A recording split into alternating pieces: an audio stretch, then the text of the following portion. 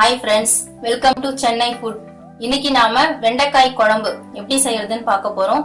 வாங்க பார்க்கலாம். வீடியோக்குள்ள போறதுக்கு முன்னாடி வீடியோக்கு கீழே இருக்கிற சப்ஸ்கிரைப் பட்டனை கிளிக் பண்ணி சப்ஸ்கிரைப் பண்ணுங்க. பக்கத்துல இருக்கிற பெல் பட்டனையும் கிளிக் பண்ணுங்க. நான் ஒவ்வொரு வீடியோ போடும் பொழுதும் உங்களுக்கு நோட்டிபிகேஷன் வரும். வெண்டைக்காய் கார குழம்பு செய்யறதுக்காக நான் அடுப்புல பேன் வச்சிருக்கேன். பேன் நல்லா சூடாயிடுச்சு.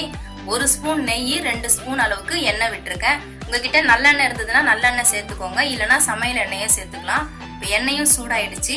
நான் 1/2 ஸ்பூன் கடுகு 1/4 ஸ்பூன் வெந்தயம் எடுத்து வச்சிருக்கேன். எண்ணெயில சேர்த்து விட்டுறலாம். எண்ணெயில சேர்த்து விட்ட கடுகு வெந்தயம் நல்லாவே பொரிஞ்சிருச்சு. நான் சின்ன வெங்காயத்தை 2 கட் பண்ணி எடுத்திருக்கேன். தோலை உரிச்சிட்டு ஒரு 1/2 கப்புக்கும் கொஞ்சம் கூடுதலா எடுத்திருக்கேன். ஒரு 10 ல இருந்து 15 வெங்காயம் வரைக்கும் நீங்க எடுத்துக்கலாம். எடுத்துட்டு இதே மாதிரி தோல் உரிச்சு 2 வெட்டி எடுத்துக்கோங்க. 2 வெட்டி போட்டா குழம்பு நல்லா இருக்கும், அதுக்காக தான் நான் வெட்டி போடுறேன். இதையும் எண்ணெயில சேர்த்து விட்டுறேன். வெங்காயம் நல்லா வதங்கணும். வெங்காயம் ஓரளவுக்கு வதங்கிடுச்சு. நான் ஒரு 7-8 பூண்டு பல்ல 2 வெட்டி தோலை உரிச்சு எடுத்து வச்சிருக்கேன். அதையும் இதுல சேர்த்து விட்டுறலாம். ஒரு பச்சை மிளகாய் பெருசா இருந்ததுன்னா நான் 2 வெட்டிட்டு 2 கீறி வச்சிருக்கேன். 2 துண்டா நறுக்கிட்டு பச்சை மிளகாய் கருவேப்பிலை 2த்தையும் இதுல சேர்த்து விட்டுறேன்.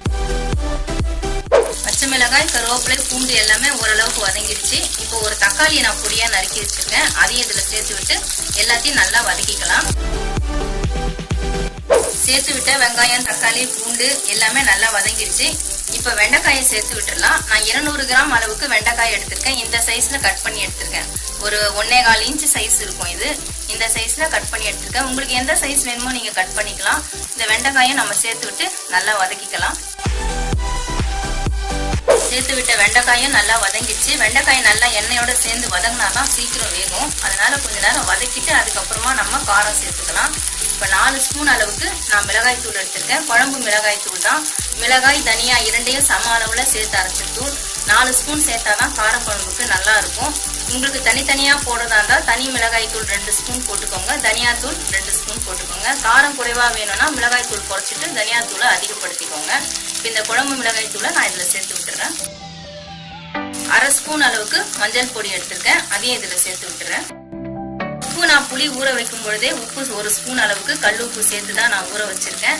அதனால அந்த உப்பே போதும், நமக்கு தேவைப்பட்டா போதும். எல்லாத்தையும் ஒரு முறை நல்லா கலந்து விட்டுடலாம். அடுப்பு சிம்ல வச்சுக்கோங்க.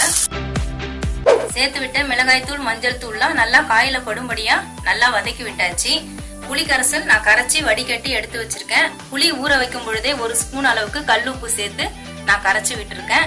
இந்த புளி கரைசல் எப்படி ரெடி பண்றது நான் முட்டை குழம்பு ரெசிபில சொல்லியிருப்பேன். மேல ஐ பட்டனை பிரஸ் பண்ணி வீடியோ ஓபன் பண்ணி புளி கரைசல் எப்படி ரெடி பண்றதுன்னு அந்த முட்டை குழம்பு ரெசிபியை பார்த்து தெரிஞ்சுக்கோங்க. இப்ப இந்த புளி கரைசலை இதுல சேர்த்து விட்டுறலாம். நல்லா ஒரு முறை கலந்து விட்டுறலாம். வெண்டைக்காய் இந்த புளியோட சேர்ந்து எல்லாம் வேகணும். அதனால ஒரு 5 நிமிஷம் நான் மூடி போட்டு விட்டுறேன். அடுப்பு மீடியம் ஃப்ளேம்ல வச்சுக்கோங்க. குழம்பு மூடி போட்டு விட்டு 5 நிமிஷம் ஆயிடுச்சுங்க. இப்ப வெண்டைக்காய் வெந்துருச்சான்னு பார்ப்போம். குழம்பு நல்லா கொதிச்சிட்டு இருக்கு. நல்லா இப்ப திக்கா இருக்கு. வெண்டைக்காயும் வெந்துருச்சு பாருங்க.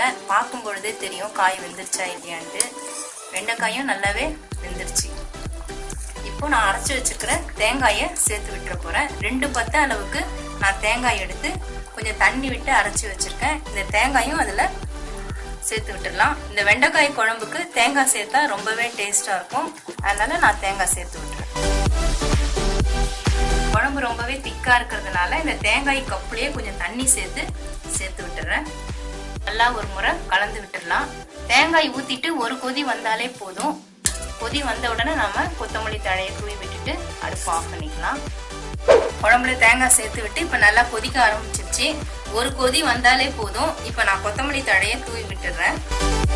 கொத்தமல்லி தழையை தூவியாச்சு. நான் அடுப்பு ஆஃப் பண்ணிடுறேன். வெண்டைக்காய் குழம்பு ரெடி ஆயிடுச்சு. இந்த குழம்பு ரொம்பவே சாதத்துக்கு டேஸ்டா இருக்கும். டிஃபனுக்கு கூட இதை சைட் டிஷ்ஷா நம்ம யூஸ் பண்ணிக்கலாம். நீங்களும் ட்ரை பண்ணி பாருங்க. சூடான சுவையான வெண்டைக்காய் கார குழம்பு ரெடி. இதே மாதிரி தொடர்ந்து நான் நிறைய ரெசிபிஸ் உங்களுக்காக கொடுத்துட்டே இருப்பேன். சென்னை ஃபுட் சேனலை சப்ஸ்கிரைப் பண்ணுங்க. பக்கத்துல இருக்கிற பெல் பட்டனை கிளிக் பண்ணுங்க. நான் ஒவ்வொரு வீடியோ போடும் பொழுதும் உங்களுக்கு நோட்டிபிகேஷன் வரும். உங்க ஃப்ரெண்ட்ஸோட ஷேர் பண்ணுங்க. அவங்களையும் சப்ஸ்கிரைப் பண்ண சொல்லுங்க. நன்றி, வணக்கம்.